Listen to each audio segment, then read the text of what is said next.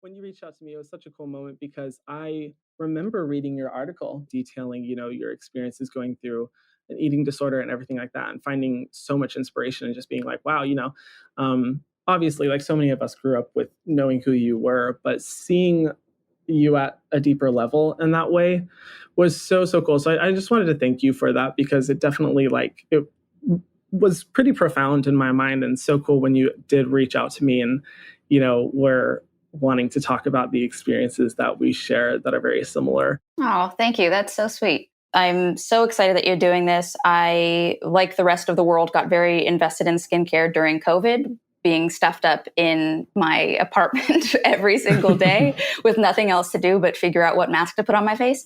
So I started looking up, every sort of big skincare YouTuber, and I loved your just down to earth approach. I think you have a sense of humor about it, which I gravitated toward and loved. And pretty early on, I wondered whether you were Mormon because of your name. And then I saw your video about coming out after growing up Mormon and what that meant for you and the implications of that. And I was really taken by your vulnerability and by your story. And I just felt like, oh my God, this guy has got some stories to tell.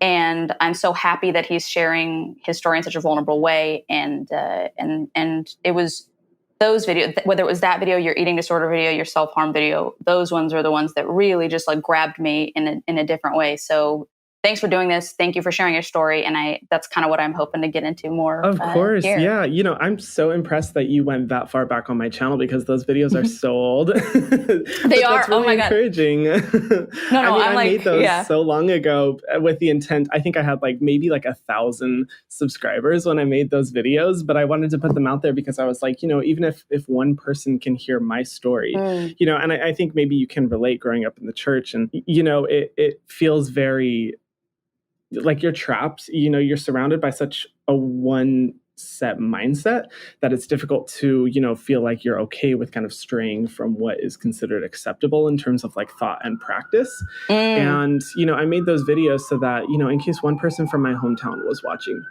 or anyone was struggling with, their feelings or felt like they were isolated, whether it be through feelings of the church or, eating disorder or self-harm, any of those situations, I just made it for at least one person. And it's encouraging to see that even you, found those videos all the way now. That's amazing. That makes me so happy.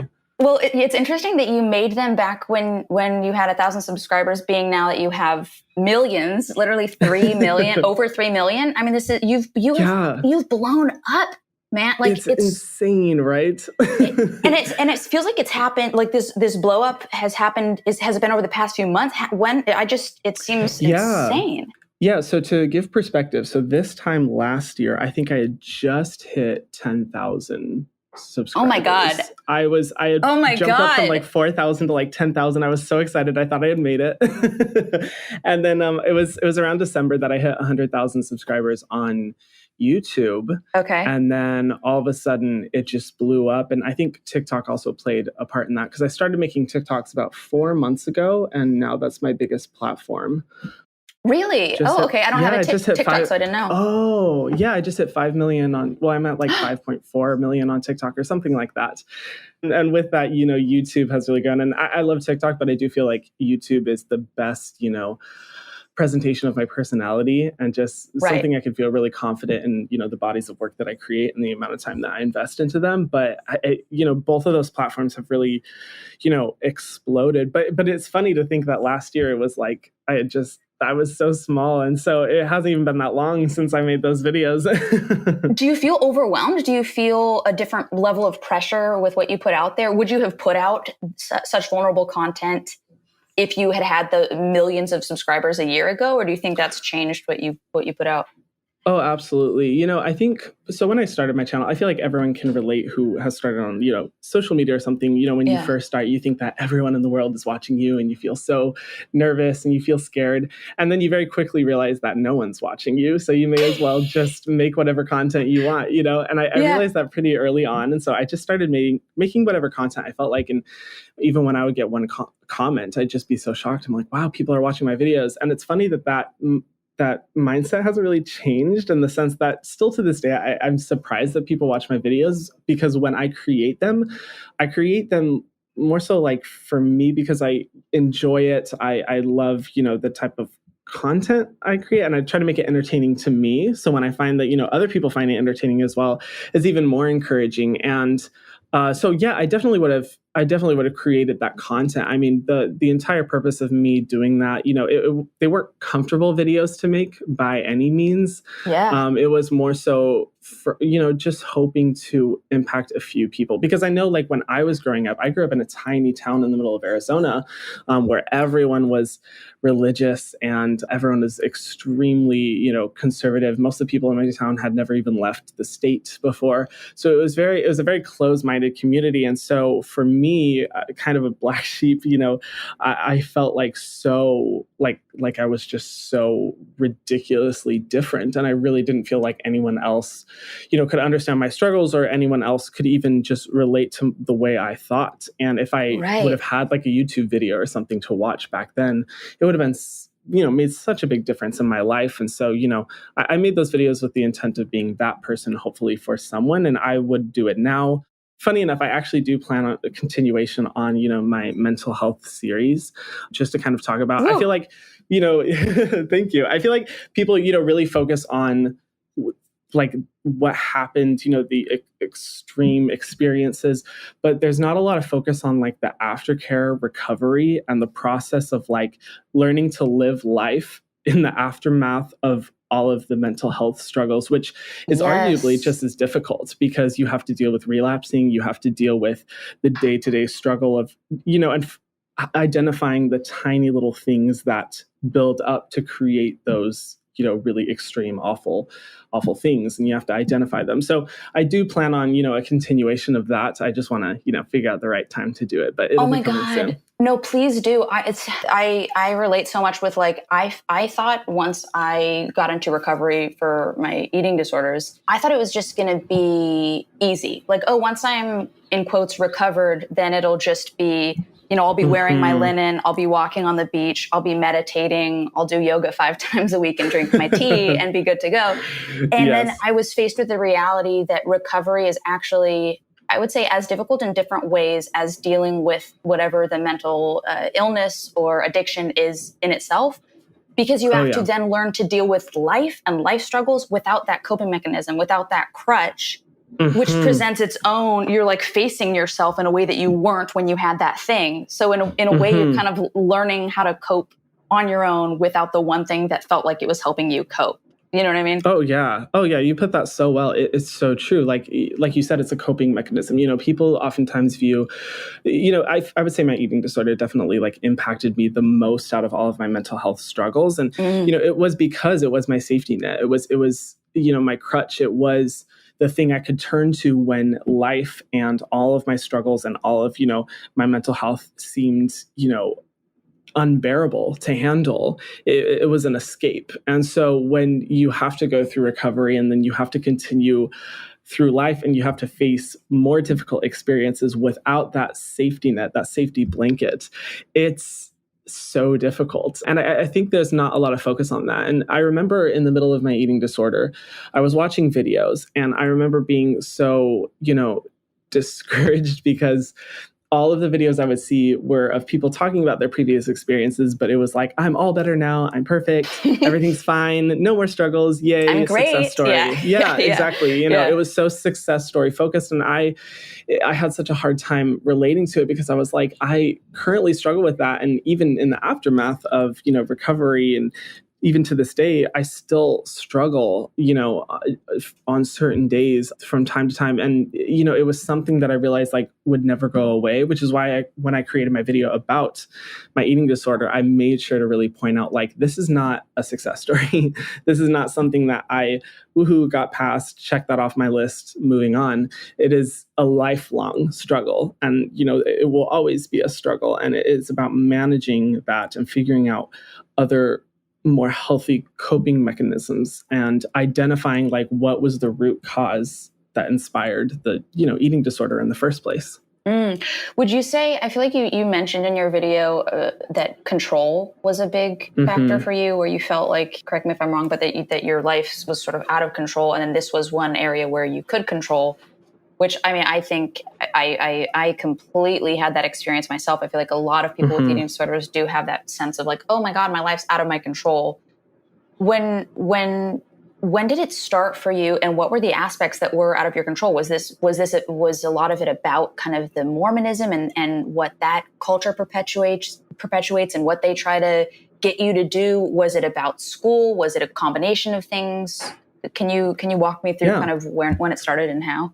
Yeah, for sure. I would say it was a combination of things. It started really early. I remember as early as 6 years old, Oh my God. I believe, I believe I had. That makes me so sad. Wow. I know, but it was an interesting thing, because at 6 years old, I remember like telling, my family, like, I thought I was so fat, and, I can't say for certain, but, I'm sure there were maybe elements of body dysmorphia at that age, because I truly believed I was fat. And I remember my family telling me like, no, you're not. And it wasn't, I realized early on that it wasn't so much, from an aesthetic standpoint of just like, oh, I'm fat, I want to be more skinny, as I'm sure you can relate. It is a lot about control. And I think that lack of control was partially due to being in the church. I also, my family, like my parents were in the leadership of the church. So, me as a kid, oh my God, was instantly kind of like idolized in a sense. And I was a performer. I sang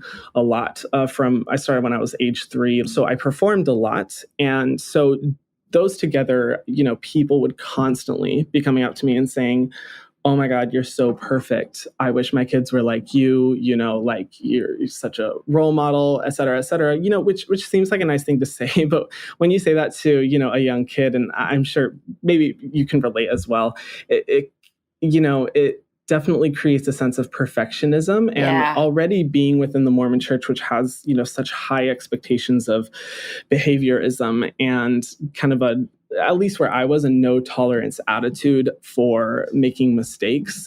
And I, like I said, I grew up in a very extreme religious environment. It instantly created this sense of perfectionism. And I automatically had to create this fake persona, because alongside with that was, recognizing, that I may be a little bit different in terms of my sexuality and what I wanted for my life. All those things came with development. And I very quickly realized like, okay, I have to create this false persona to pacify the people around me, to make me seem like I'm perfect. And all while stuffing down these feelings of me not being perfect, because I wasn't, actually believing in the teachings of the church. I didn't actually, believe in myself in terms of talent. And I didn't want what, my parents and what the church wanted for me. So I created, this really fake persona from a very young age. And I think due to that, and as I, grew up, those unresolved, stuffed emotions and feelings, quickly grew out of control within my mind, which I think is where the need for control came down to. Because once I, kind of got out of that environment, and there's a quote that I love, I think it's from The Fault in Our Stars, that it says like, pain demands to be felt. Oh my God, doesn't it though? Wow. Yeah, it does. You know, and growing up in the environment I did, I think a lot of times when people are in traumatic situations, it's kind of like the body has an ability to like push off like the trauma and the mental struggle until you're in a safe, space, and then you can properly deal with that. And it wasn't until I moved here to Hawaii and away from my family that the full wave of, unresolved emotions and mental struggles, really encompassed me. And that's when I turned to the only method of control I knew, which was controlling my eating, and where it got really out of control. So, up until I was in college, I had pretty bad bouts of my eating disorder, but it didn't really become, like life-threatening until I was in college. That's when it got bad. Right. There's something to, I feel like we have very almost opposite takes on growing up Mormon, because tell me if you know what I'm talking about when I say in every ward there's like first-rate Mormons, and then there's like second-rate Mormons. Yes. Right? The second-rate Mormons literally sit in the back pews, and they're like, they like smuggle in their little snacks. They're like munching on Cheerios or chips in the back and just like kind of going through the motions. And then there's the first-rate Mormons who have the 7 kids and they are in leadership roles, and they're the idolized ones and the ones that all the second-rate Mormons look up to and go like, oh, we'll never be, for us, it was like the Huffmeyers were the first-rate Mormons. Like, we'll never be the Huffmeyers. Yeah. You guys, it sounds like your family was first-rate Mormons. Oh, yeah. My family was hardcore second-rate Mormons. We were like back of the pews, just kind of trying our best. And my family was like always late to service. We'd sneak and get McDonald's after church, like really just not living up to the standards or the expectations of the church by any means. Yeah. Also, my family was it was chaotic, a lot of emotional abuse in my family. And for me, going to the church felt like its own escape. I felt like I was getting away from the chaos of my family. I still have kind of fond memories of like the smell of every Mormon church has that like the classic it has smell. That smell, yeah. Right? It's crazy. It's like ice rinks have a certain smell and Mormon churches have a certain smell. And I would walk in and I'd feel like, oh, peace, a reprieve, a break from the chaos of my family. And I almost liked that we were trying to be something we weren't and we were pretending because it felt to me like better than what was happening at home. But I feel like it's the opposite struggle if you've got the pressure and the expectation of being that first-rate Mormon, especially, my God, I can't imagine if you're dealing with your own feelings of sexuality that don't align with what the church is telling you is okay. And you like, I mean, I don't even know how you manage at that age and how you grapple with that. What did you just not tell anybody in your family? What was that like for you?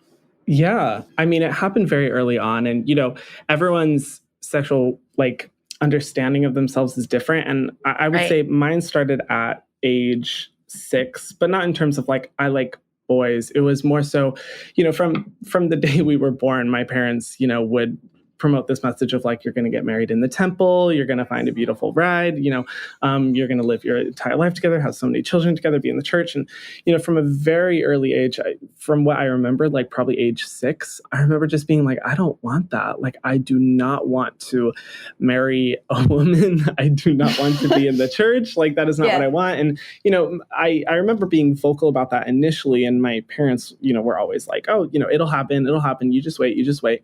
And I very quickly learned to not say anything about it.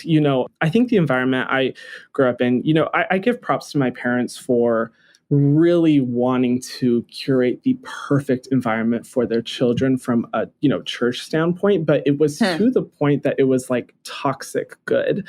There was never never any negativity at home. Never. There were no fights, no disagreements, ever. And I remember, going over to other people's houses and seeing how, kids would get in arguments or disagreements with their parents all the time. And it just fascinated me because at my home, that was never tolerated. And now in retrospect, I realize it was because, we as kids suppressing so much of who we were in order to pacify this feeling. And it created this deep instilled sense of fear that if we were to speak about our true feelings, which, unfortunately happened, which kind of comes in with, some levels of emotional abuse to where there, when I would speak up about certain things, there was almost neglect. I wouldn't be spoken to for days. I wouldn't be looked at for days. I'd have to take care of myself, sort of thing. Wow. For, a week on end sort of thing. If I just mentioned little things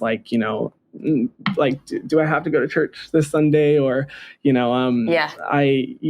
a small mistake that I would make or something like that. Even just something as simple as reading The Hunger Games, which my parents said I wasn't allowed to read, and they caught me actually reading it. And, that was, a week on end with no interaction, no talking, no looking sort of thing. Grounded, and, things like that just very quickly taught you to not say anything.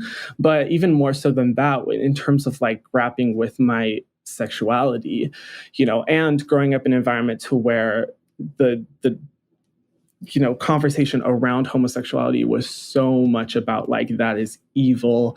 How could anyone be that way? It is satanic. It is blah, blah, blah, blah. In my mind thinking, wow, if the punishment for doing something as minuscule as like reading a book I'm not supposed to is, essentially neglect.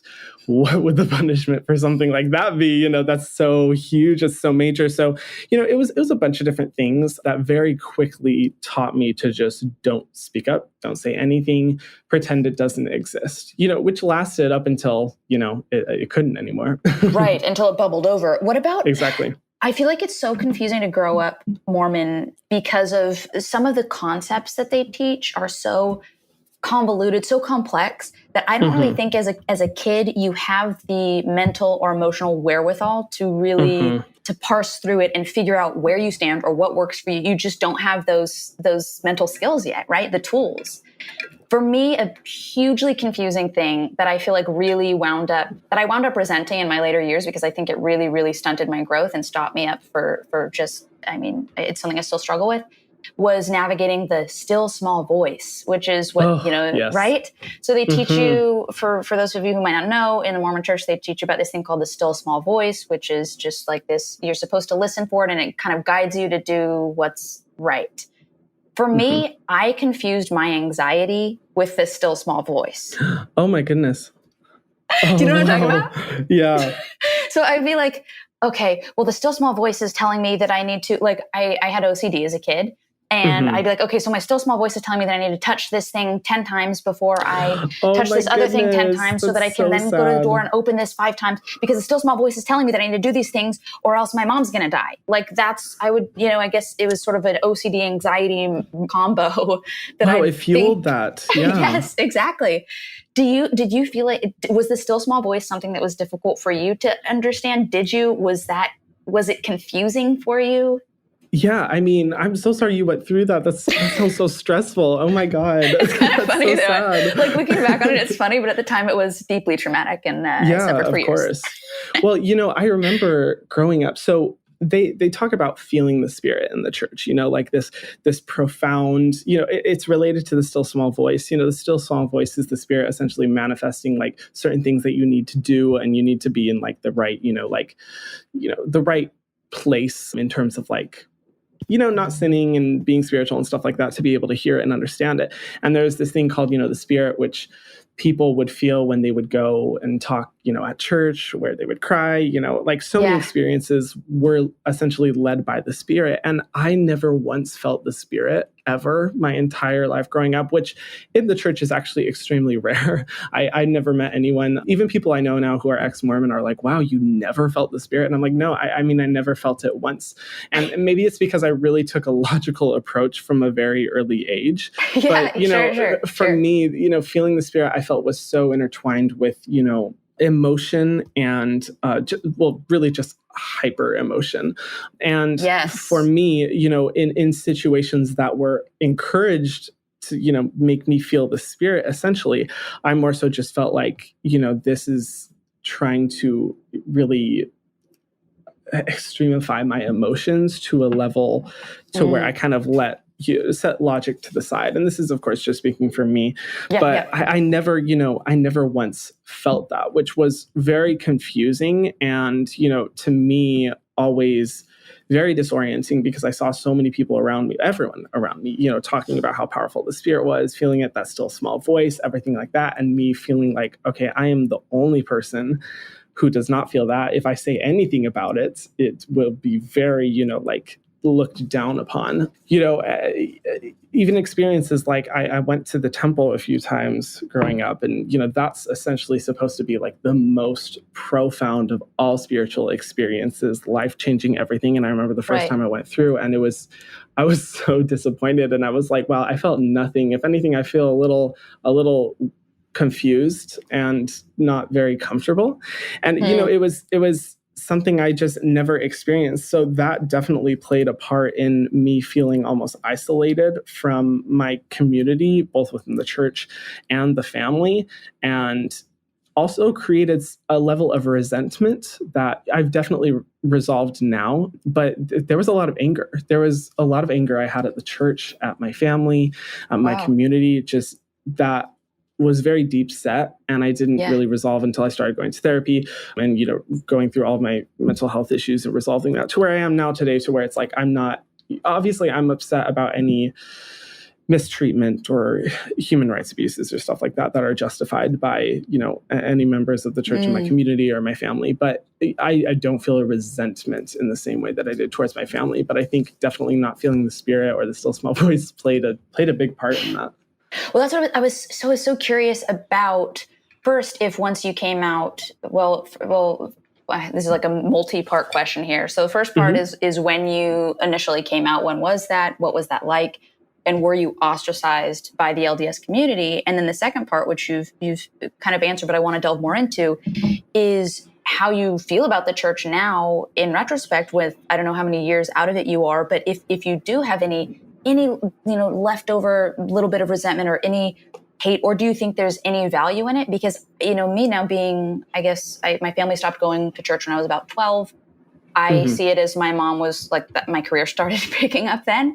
And I think my mom was just like, well, she's got Pizza Hut residuals. We don't need God. Like, we are good to go. So we kind of stopped going then. And then I went again when I was 18 and dealing with being in the public eye and really feeling lost and not sure how to cope. So I thought, well, maybe I'll turn to religion again. And then ultimately decided that I just couldn't get past some of the beliefs, the kolob and the multi-level layers of heaven. And then also, their kind of non-acceptance toward some, it just feels inappropriate to me. So that was kind of what ultimately drove me going, okay, I'm going to definitely take a huge step back and not revisit this and just be an ex-Mormon. And that's what I'll be. But I still look back on some of the values and think like, okay, well, I'm glad that I learned, honesty or love thy neighbor, or I had these kind of concepts instilled in me from an early age.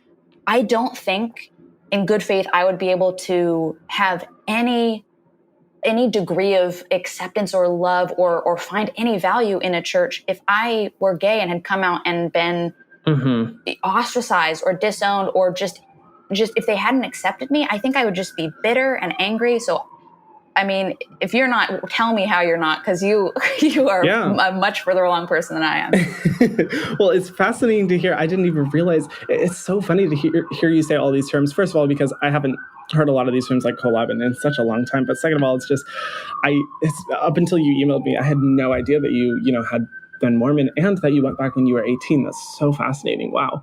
I mean, I'll share my story essentially. So when I came out, I definitely recognized in myself in high school the full extent of my, homosexuality. It was definitely then that, I stopped pushing it away. I was like, okay, I recognize this. I wasn't public about it. I did go to a somewhat religious college, so it was looked down upon to be publicly out, but it wasn't out of fear. And I was, open and out with my friends. I didn't come out to my parents and my family until about a year and a half into college. So when was that? Was that 4 years ago? I think about 4 years ago is when I, came out to my parents. And initially, I told them over the phone initially, and the response seems to be somewhat positive, which completely took me off guard. Just absolutely took me off guard. And at that time, I'd been having some health struggles, and I decided to take a break from school to go back home. And I was like, you know what? I'm going to build my relationship with my parents, with my family. Now that they know, a really big part of who I am, they may be more willing to, build our relationship back up, because it had kind of crumbled while I was in college. So I went back home, and within days of me returning home, they made it very clear that, like, if I was to essentially be gay, accept that part of myself, I would not have a place with them as their child in their home, which was essentially disowning me. It was really shocking, especially because growing up, my parents had been such avid humanitarians and do-gooders and always focused on helping others and everything like that. I expected at least somewhat of a base level of empathy. My understanding coming to it was you don't have to understand it, you don't have to agree with it, just respect me as an individual, and that's fine. It's totally fine. I was more than willing to work with that. But, with what they were saying, it was very clear that it was not only, we will not accept you if you're gay. If we find that you are gay, we will actively fight against you and do everything we can to stop you from doing that.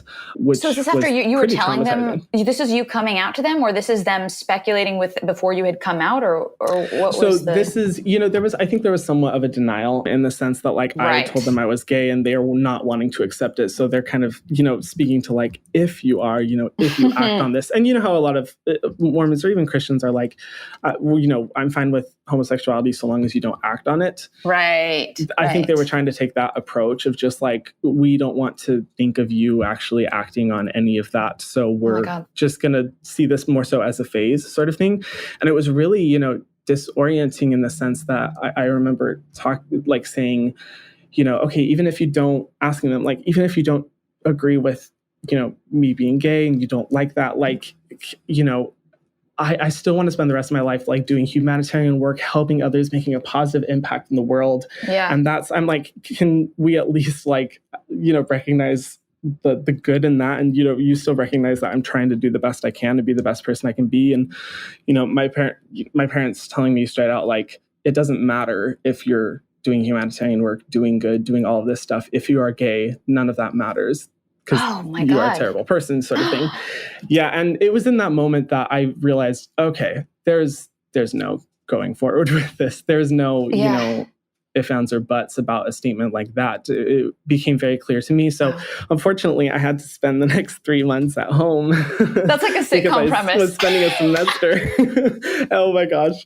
I was like, what did I do? And this happened literally within like 2 days of me arriving back at home. So I literally just like locked myself up for the rest of the time. What were those 3 months? So you would just come home and not talk to them? Did you have to have, were there any interactions? It was very much like how when I grew up, just pretending to be another person. But it was very lonely because I had experienced what life was like here in Hawaii, my new life that I had created, and going back into that environment, it created so much anxiety. I mean, when I was flying back out to come back to Hawaii, I had a full-blown panic attack, like with shaking, crying, freaking out, not being able to think, because I legit thought that I was going to be trapped at home because it just like scarred me so much. But, I was able to work at Ulta Beauty while I was there. And my town was very conservative, but people were very open-minded there. And that's where I first really discovered my passion for cosmetics and skincare. And like the people were so accepting and so warm to me that it became such a positive experience. And, initially ended up, inspiring what I'm doing today. But, that time at home was, I recognized that like my parents weren't going to budge on their stance, because not only, did they feel that way, they justified the church's reasoning towards homosexuality as concrete evidence, essentially, to not let them change their position, which is interesting, because I would say the church is arguably a lot more open-minded than the stance that my parents took. Yeah. Which is where I think, they're essentially utilizing the church to justify their prejudice. And that's something I've seen a lot of times, at least with people in my community. And, it did create a lot of resentment initially. I was so angry. I was so upset at, what they had done to me. And it took a little while to like calm down the anger. But now I'm at a point to where I'm not angry. I mean, I'm obviously upset at any injustice to where parents would disown their child, to where anyone would be rejected for being gay, and any institution that encourages that. I obviously, from a moral standpoint, get very upset. But I don't hate my parents, because for them, I understand that they have been trying, in their minds, they truly believe that they're doing what's best, that they're doing what God called them to do, that they are taking the hard route. And, this by no means was easy for them at all. There were so many tears and so much pain through that. But it's because of this mental cycle of them, using the church to essentially justify that position and not budging in it, that really has disempowered them. And so for me, I try to view it separate, but I think there's a difference. And this is what I've learned now, to where, you can not hate people while still want to be completely separated from them, completely away from them, not have them in your life. I don't like holding on to any hate. I don't feel like that's productive, and it weighs down heavily on my heart. But I definitely know who I want to be around and who I don't want to be around. And very much so, I was like, you know what? You guys can go living your life. I'm going to live my life. If you're ready to respect me, just basic respect as an individual, then, I'm open to a conversation, but I'm in no way tolerating this type of, behavior towards me. I don't think it's right in any way. Do you have how's your relationship with your family now? Are you on speaking terms with any of them, or is it still kind of just, keeping them at a distance and having your boundaries? Yeah, I haven't spoken with my parents since, so it's been quite a while, and from what I've heard, not much has changed. Okay.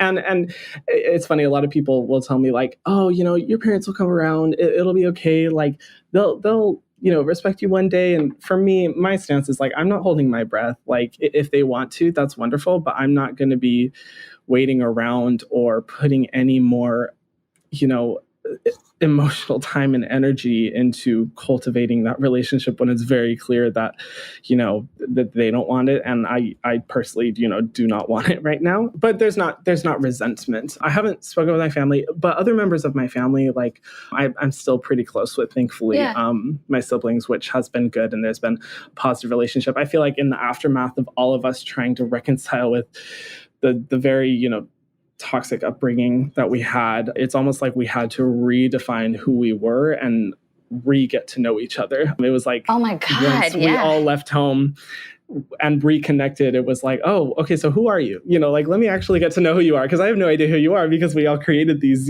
fake images of ourselves growing up. It was an interesting experience. My God, no, that's so well said. That's so well said. I feel like you seem so sturdy. You seem so like such an individual, like you see, you've got your point of view. You've got your boundaries in place. You know where you stand. What got you here? What got you from being, from struggling with these eating disorders and coming to terms with your sexuality and on also your struggles with self-harm to now where you are today? What can you give me kind of like the play-by-play of how you went from that to this?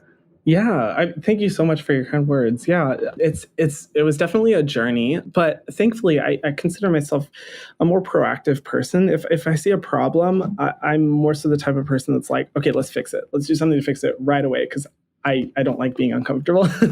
So, for a while it was pretending I didn't have a problem as I was struggling with an eating disorder and self-harm and suicidal thoughts and all of that. And I truly believe that I didn't have a problem. And it wasn't until I was meditating, methods of taking my life that I was like, okay, you know what, maybe this isn't normal. Maybe this isn't a good thing. So I went and I started going to therapy, and it got a lot worse before it got better.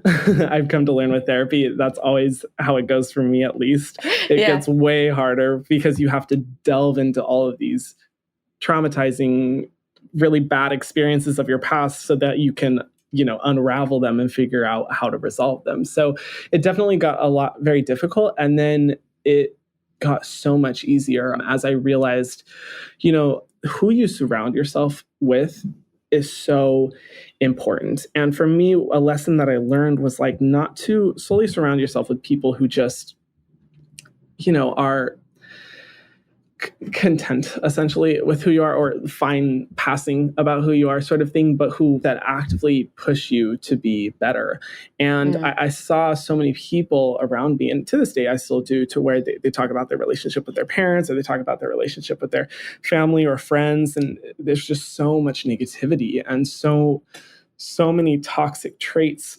And for me, my approach and where I am now is just like, if there is any type of toxic behavior, you either immediately address it and change it, or if it doesn't change, you let that person go, sort of thing. I just don't really have any room for negative energy because it is so impressionable to me. And I saw how big of an impact that had on me growing up. And, now I'm at a point to where I have surrounded myself with such positive, good people, and I'm very, sensitive to that.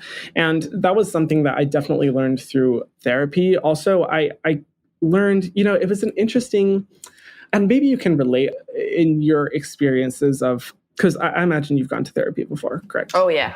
Yeah, Lots okay. of therapy and a half. Oh yeah. Yeah. I couldn't really put a finger on, it wasn't like a night and day sort of transformation. It wasn't all of a sudden I went into a session one day, I realized something, my life changed. You just floated out of the session, get cured. Exactly, yeah. On cloud nine, yeah, I'm cured. It was almost undetectable changes to where slowly but surely I started noticing that, the things that I was trying to burrow away in my, consciousness, the things that I couldn't address mentally, the things I was so terrified of addressing publicly, whether it be coming out or whether it be, talking candidly about my negative experiences. Slowly, as I went to therapy, those things just got easier and easier to manage. And I think a big part of realizing that was just like, that there shouldn't be shame surrounding those things. And that if you do feel any sense of shame, who is making you feel that sense of shame? Who is in your life that would make you feel embarrassed or make you feel insecure about addressing those things? If anything, the people in your life should be celebrating you, moving forward and, addressing those things and being more open and honest about them. I think that's partially due to me, being gay and coming to terms with my sexuality. It opened a door of empathy that I never thought I was capable of understanding, to where now I'm so much more of an empathetic person, which I think was really critical in me, in my relationship with other people and my relationship with myself. And also kind of to touch on a question I didn't answer that you had asked before, like, what are my feelings about the church now, in retrospect? Like I said before, there was a lot of anger, a lot of hatred before, to the point that it was just very unhealthy. And I realized, like, okay, I just need to get out of this environment with the church. I need to get away from this. And once I was able to do that, and then, really analyze it from an outside perspective and from an empathetic perspective, I try to not identify the individuals within the church by the codes and the, how do you say it? I guess the standards that the church expects. A lot of the people within the church are just trying to be the best people that they can be. Mm-hmm. And I don't feel hatred and negativity towards them, because I've seen how wrapped up people get in the doctrine and the teachings, and, they want to do everything that they can to be a good person. And so they feel that this is the only way that they can do that. So they just fully commit themselves to teachings, sometimes which can be very toxic, and very negative, especially to people like who are gay, or, anyone really, everyone has, I feel like at some level has felt some sense of shame in regards to the church's principles. Yeah. And to not, classify those people by the codes and the standards of the church. And that's more so where I stand today. I don't have a problem with the people, but I do have a problem with the, pretty rigid stance the church has against, homosexuality, or some of the closed-mindedness in terms of, a practice. And also, I think the church hasn't fully realized, like, the impact the messaging that they say has. They may say, like, it's okay to be gay, we just don't accept if you act on it. But I don't think they realize, like, what that looks like down the chain, in individual classrooms, and the message that, people are accepting when they hear that. It's not like it's okay to be gay. A lot of times it translates to, if you are gay, you are bad. If you are gay, you are evil. It is evil to be gay. And I think the church hasn't fully addressed those, those interpretations and the way that it's executed in individual wards and, individual people and through bishops, et cetera, et cetera.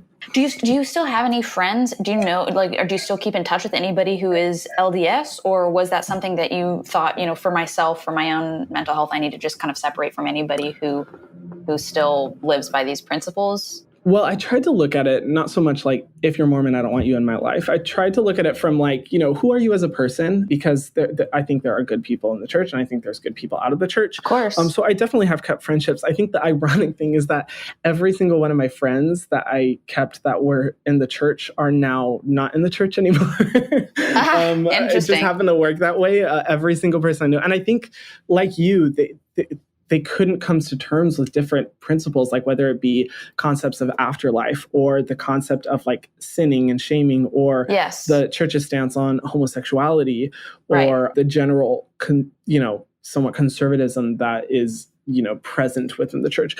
So many different reasons. And I didn't play a part in that whatsoever. Like, I am not the type of person to like pressure you to, be in a religion or not be in a religion or anything like that, because I'm just like, as long as you're a good person and you're empathetic and you treat people with kindness, no matter who they are, I don't care what religion you are. I don't care. It doesn't matter to me at all.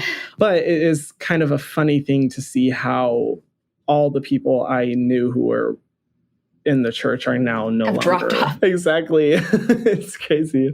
Can you share a little bit about, there was one thing you mentioned in one of your videos about one particular church leader who had been very cruel to you. And then it sounded like he kind of turned around and apologized. That seemed fascinating to me. Can you share a little bit about that experience? Yeah. Oh my God. It's so sweet that you like remembered so many parts of my videos. So thank you. That's so awesome. Oh yeah, they're great. Yeah, no, that was such an impressionable moment. So I remember when I was talking to my therapist about coming out, and I was like, I really want to come out. And she was like, okay, like, let's start working towards that. And then I was like, no, I'm too scared. It was this back and forth for a while until, she had asked me, she was like, why do you want to come out? Like, what is your purpose in doing that? And for me, it was like, if I can just change the mind of one person from my hometown, help one person who may have been homophobic in the past realize that their actions were not good, that could make such a difference in the lives of their kids and the people in their life. It can create such a compounding change. And so, when I came out and I got a letter from him, essentially this had been a previous church leader. I think he was like a Boy Scout leader for me. Okay. And he had said things in the past that were very like homophobic, cruel to gay people, essentially making fun of them. Which from what I remember, people would just laugh along and everything like that. And, comments like that. And then when I came out, I, posted my video and shared it on my personal social media. He sent me a long email, essentially apologizing, and said that, he was a Marine Corps or Air Force guy, super like staunch, no emotion, very macho, yes. MacGyver, exactly, yeah. And it was incredible reading this email saying that he was bawling and he was so heartbroken about the things that he had said in the past and that he felt so awful, and he was personally apologizing to me and said that he's so proud of the person that I've become and that I'm always welcome in his home, which is incredible to me to see that change in someone who seemed so staunchly in their own, opinion about something as controversial within the church as homosexuality, to see how it made an impact in his life was so encouraging to me. And to me, it was like, wow, if he continues in the church or in whatever capacity, or continues being like a youth leader or a teacher or whatever, like imagine the message that he's going to be able to spread to people that will inspire them to be more open-minded, like that was my ultimate goal. And it was such a beautiful manifestation of what I wanted to happen by coming out publicly. And I think is what is so important to this day still about coming out publicly. Everyone's journey is their own. Some people feel comfortable coming out. Some people feel comfortable just not addressing it because they're like, it shouldn't be a big deal, which I totally respect. But I think people underestimate how many people are still struggling with coming to terms with their sexuality, and how many closed-minded families and environments people are still in, and how they are looking to examples.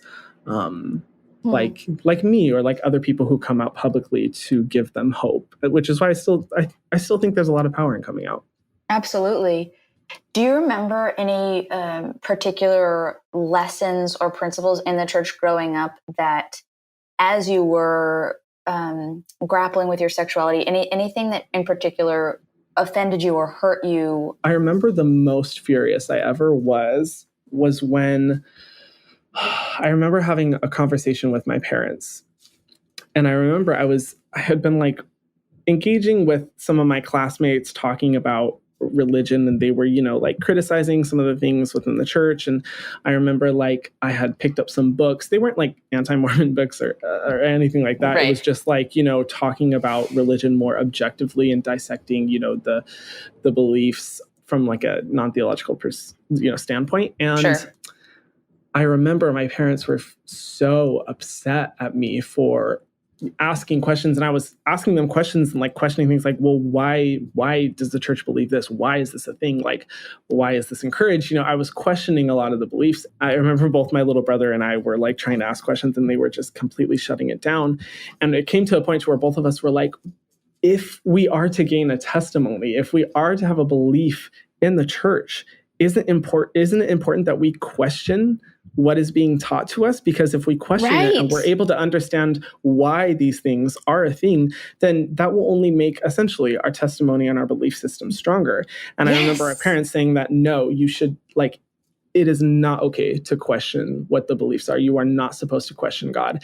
And in that moment, that was a huge awakening moment to me. Yeah. I was so furious. And I was like, wow, okay, I am really seeing 2020 here, that if we are not permitted to question the beliefs that we are being given, that there is no, power to what we're being taught, that everything that we're being taught is essentially could be debunked very easily, because you gain a true understanding of things. I mean, that's the whole reason we go to school and everything. By questioning things, we understand those concepts. So if we're not able to question them, we're not able to fully understand them. And I think that definitely overall made me the most angry, because I saw the ignorance that was being encouraged,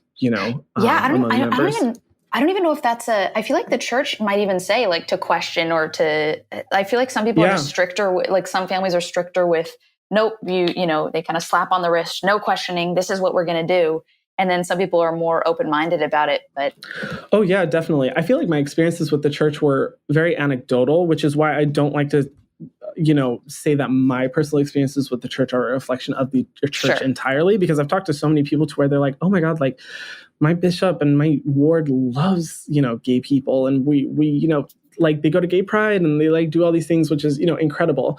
But for where I was, and I think it was a combination of me being in a very conservative town, very close-minded, extremely religious. I think that's kind of like the reason as to why it was the way that it was. And thankfully, I have seen some conversation within the church talking about like the benefits of questioning your belief system, which I think is great, because I think people should question everything. But it was kind of an interesting moment, at least with my personal family, that really enraged me, because I just was like, wow, now I don't believe anything. Like I really, really don't believe anything if I can't question it. Wow. Well, Hyram, I want to be mindful of your time here. Thank you for being so generous so far with it, and for agreeing to do this. If it's cool with you, I kind of got one more question, and then of course. Great, we'll let you go. So, because you've blown up in such a way, you're just this, star, right? What do you consider yourself? Oh man, I would say I always like to call myself a content creator, but I also like. Come on, you're a celebrity. Just own it. Like I'm coming to terms with that knowledge. A positivity influencer. I hope I can influence positivity is my goal. Well, that's very polite of you and very humble. Do you ever feel like I'm putting you on the spot with this one? Do you ever feel since you don't talk to your family and there is such a complicated history with him? Do you ever feel like, ha, like I'm a fucking star, like look at me go? Do you ever feel that? Oh my gosh, I love this question. I feel it for you. Well, it's funny to see how people who do know my story they kind of get a delight in being like, look at you now, sort of being like, I would be lying if I say I hadn't felt that. I don't believe in utilizing that as like motivation. Like, I don't believe in the whole, like the stance of like, they told me that I would be a failure, so I'm going to show them. I don't really believe in that, because I feel like you're doing it for the wrong reason, and you're still playing into essentially like wanting to satisfy them in a sense. So well or said. being actively rebellious, which is something I used to do. But now I'm like, no, I want to do things for me, not to prove a point to other people. I want to do it, for me, for my own goals. So my growth and everything has definitely been inspired by that. But it has been, funny, especially with certain comments that have been made in the past by my parents saying that I wasn't, going to be successful, or particularly when I was being disowned by my parents, the things they were saying, and how I wasn't going to, how I would essentially be a disappointment to them. And it's been funny to see I guess I could say success that I've been able to garner, which I'm super grateful for. And so there have been some moments to where, especially like knowing, I grew up in a very small town. My family did not make a lot of money. Yeah. I always felt that we were really fortunate growing up, but we really did not make a lot of money. And so it's kind of cool to see now that I can take care of myself, and especially from such a young age, being so scared that, you're going to mess up. Your parents are going to, throw you out. You're going to be out on the street. You're never going to be successful. And also what my parents would always tell us is like, if you leave the church, you will never, ever be happy. You will never find joy. You will never find satisfaction in everything. That was always such a prominent message told to us. And now being at a point where I'm like, I'm happier than I've ever been before. I'm more at peace than I have ever been before. And I'm more successful than I've ever been before. And it completely goes against what they were teaching me. And so I have had some, thoughts to where I'm like, woohoo. But I definitely don't like the whole, personally for me, I don't like using that as motivation, because I feel like the ultimate dismissal of all the negative things they were telling me is just not thinking about them or not addressing them. I really don't like to have what I was taught growing up, what my parents taught me, thy religion at the forefront of my mind. To be completely honest, I rarely think about it anymore, because I feel like I've built such a life so focused around my individual goals and my aspirations and dreams that I don't want the teachings that I had growing up, minimizing any of my accomplishments or tainting the joy that I have in these experiences. So while I do have, those moments where it's very satisfying, I don't find particularly inspiration through them. It's just kind of a laughable moment.